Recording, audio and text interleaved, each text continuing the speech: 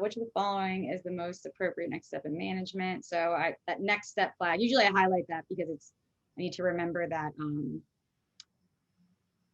man, this makes me mad.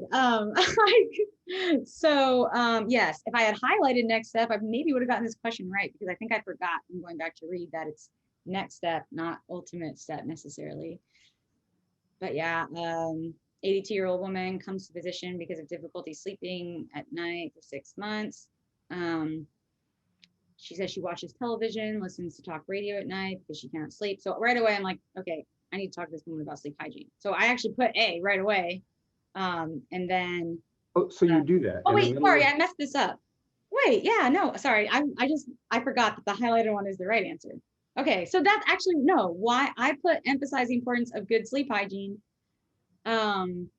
Because that is what I would have done next. Ultimately, I would have put her on sertraline or done something for the fact that she clearly has some depression and, it's affecting her cognition, affecting her ability to focus. Right. But in that moment, I guess I'm picturing the sequence of us having a discussion about, well, have you talking about sleep hygiene with her in that moment with her across from me in the exam room? But ultimately, yes, I'm going to do something for her depression, I guess is how I was interpreting that question. Okay, so I have a question on your approach. You said you read difficulty sleeping and immediately you picked A. So does that mean as you're reading through the stem, you stopped at that point and you went down and you marked A? I don't know if I literally marked it at that point, but I guess maybe, so in this question, I might have, which of the following is the appropriate next step in management? Then I think I scanned the answers as well, because a lot of times when it's next step question, I kind of want to know what options I'm weighing and why. Okay. So I didn't exactly spend a lot of time like memorizing everything, but it's kind of like, okay, one's a very basic, emphasizing good sleep hygiene. And then the other one's like, do I think she needs grief counseling? Oh, do I think she needs a new pet?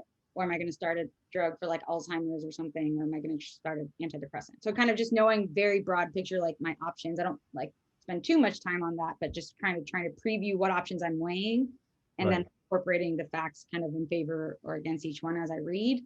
And so when I say, oh, I went down and picked A right away, I just mean more like, I don't know if I literally clicked A, or in my mind, I was like, okay, I need to emphasize good sleep hygiene. Yeah, but you're right. You sort of tentatively committed to it.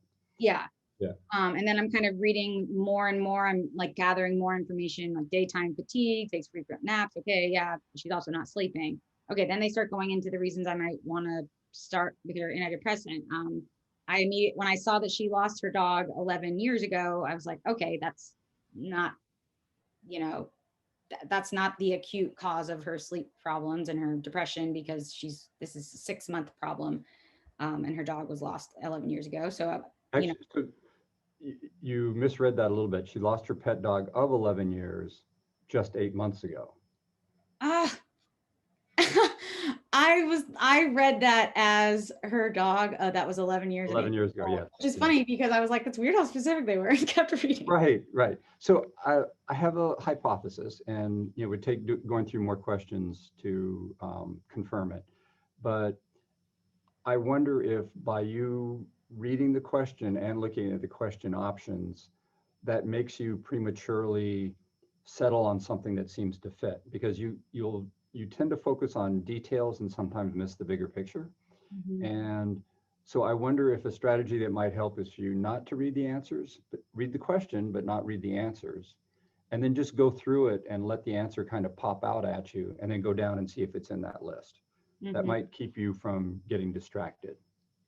That is a good idea. Yeah, I think that's true. I tend to be so anxious when I'm reading these that I'm going to have no idea when I get to the end, that it's like I feel relief as I'm reading. And it's like, oh, okay, yeah, that was an answer I could pick that would feel right.